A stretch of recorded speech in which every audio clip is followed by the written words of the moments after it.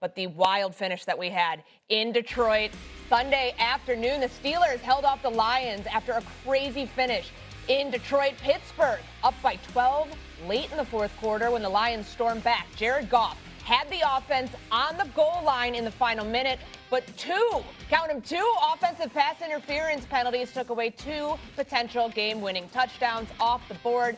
The 29-24 loss pushed Detroit to the brink of elimination. Here's Aiden Hutchinson and Jared Goff on that wild ending. The one where Saint caught it that we thought was a touchdown. In my opinion, that's a bad call. And I don't know. But those happen. Listen, man, they got a tough job and they make calls that go our way all the time. The intervention I saw from those refs late in that game, I've never seen two offensive PIs to lose a game like that. Indy's right. The Lions are the first team in the last 30 years to have two OPIs called in the final 30 seconds of the fourth quarter of a game. Cam, did the refs ruin this one for Detroit? I think with the circumstances coming at the end of the game, that's not how you would want a game like that to end, especially with the implications that it posed.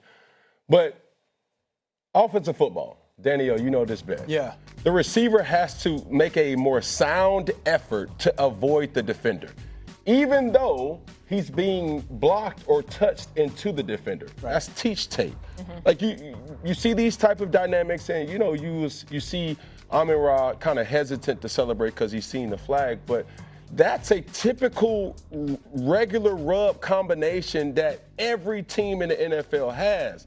Now, the reality of that type of situation, does it come down to execution?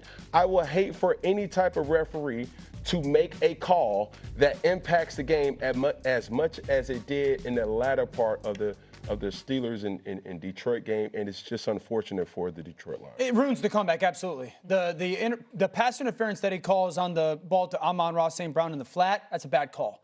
The game ender, the final play of the game, that's offensive pass interference, so they get that one right. Here's my dispute and problem with the Amon-Ra one, the first one. If you go like 2 or 3 plays before, Jahmyr Gibbs in the linebacker, watch this, okay? Just pay attention to this. If you're not going to call pass interference on either side, don't call it at the end of the game. Those dudes are fist fighting 8 yards down the field. Open in the middle of the field to Jahmyr Gibbs. If you're not going to call pass interference on that one, both on the offense or the defense, this is the final one with Amon-Ra, that's a push-off. Mm-hmm. But 3 plays before the one you actually call, you're allowing Amon-Ra and that linebacker, or maybe it's Tesla, to basically shove each other 8 yards down the field. If you don't call it then, you can't call the one that they do to take away the first touchdown. And so everybody knows, because Cam kind of intimated, okay, so the offense gets 1 yard from the line of scrimmage to legally block. We can block 1 yard from the line of scrimmage. Tesla goes down and his ball gets snapped at around the 1. He gets contacted about half yard into the end zone, so he cannot block. But his job is to create traffic and then fight his route through. Right. I would disagree with you, Cam. I don't think he's doing a bad job here. I think he's doing everything he can to, yes, I'm trying to pick you without blocking you, and he's just getting shoved down in there. That's my complaint with that all. That's cool.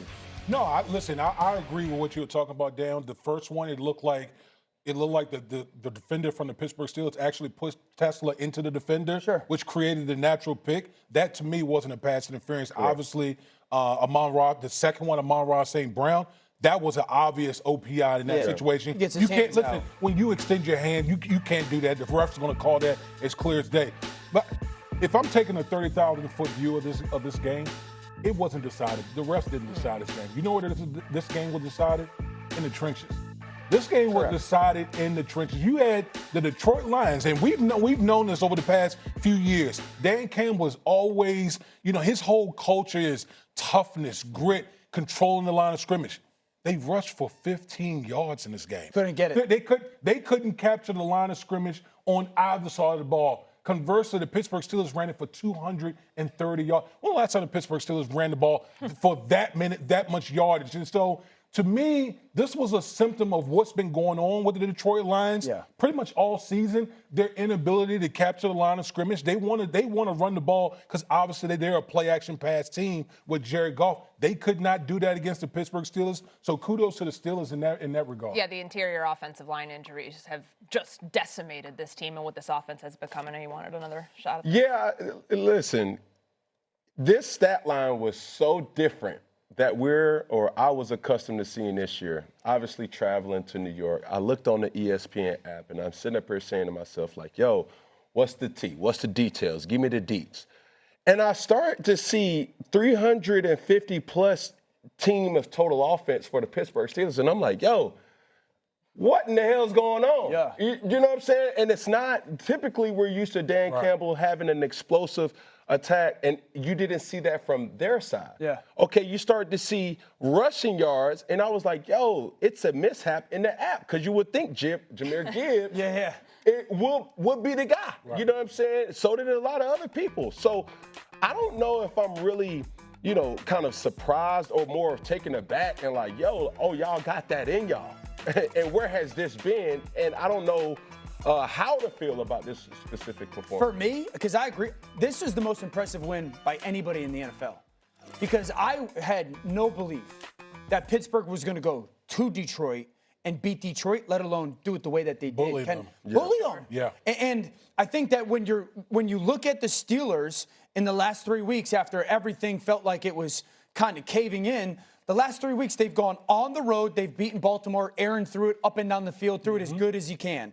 Then they beat Miami at home, and then they go to Detroit and just stronghold Detroit, and Aaron throws it as good as you can. And impressive win most of the season. I think Aaron's thrown the ball in the last 3 weeks, the best he has since 2022. So that's 3 years. And then if you think about it, just to Cam's point of like, every single move they've made is starting to like really pay off and have impact. Adam Thielen, every time he throws the ball to Adam Thielen, good things happen. Yeah. And then all of a sudden, Warren rip off the big run. Kenneth Gainwell has become one of the biggest chess pieces in football. He's been huge for Jonnu Smith is dominating. DK Metcalf every week catches 2 back shoulder fades down the sideline for 25 yards. And I'm just sitting there going, man, Pittsburgh, if Pittsburgh can do on first down what Pittsburgh has done on first down over the past couple weeks, they can win a playoff game. There's no question. Well, that's a great place to go here because what we've seen from the Pittsburgh Steelers offense, you mentioned Aaron Rodgers, 266 yards passing, a touchdown yesterday, all of the contributions. Is this offense here to stay? Is this fool's gold or is this real, Cam? Fool's gold. I ain't gonna lie to you. And we haven't. Believe what you see. Huh? How many times you've heard that as a quarterback? Yeah. Hey, believe what you see. If the safety's coming down, hey, bro, it's one high safety. Yeah. Or where's the other safety? Yeah. Okay, if it's not one high safety, it's 0 blitz. Believe what you see.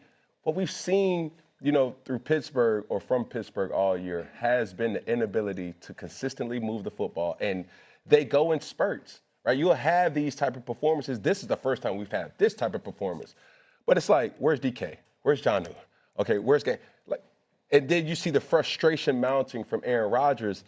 And I'm a fan. I want to see them succeed because there's so many reasons to root for them. You got, Mike Tomlin, who's just that guy who just won't quit. Like, bro, give it. No, I refuse. Then you see a team that had a special teams blunder at the end where it's like, yo, That's a can't miss, and you miss it, and they still find ways to win. So moving forward, it's like, okay, do you believe that they could perform against a Denver Broncos team? Now you start to see the matchups, the Jacksonville Jaguars team. Okay, now you start to see the LA Chargers. These type of matchups are now the reason why I'm saying it's fool's gold because that's where we are. I think that here's the thing. When you have momentum at a certain point in the season, it can be a very dangerous thing. You talk about the last 3 weeks, Baltimore, Miami, and then Detroit. I've seen in all 3 of those games, Aaron Rodgers and company playing their best football in all 3 of those games. Okay, their rushing attack. Kenneth Gainwell, to me, has been maybe the unsung hero in that offense. He's been playing just phenomenal football. And Aaron Rodgers, it's a great point you brought up about Aaron Rodgers. Aaron Rodgers, first of all, throughout his career, Aaron Rodgers has done something that you always need to do in the postseason: take care of the football. Yeah. He takes care of the football.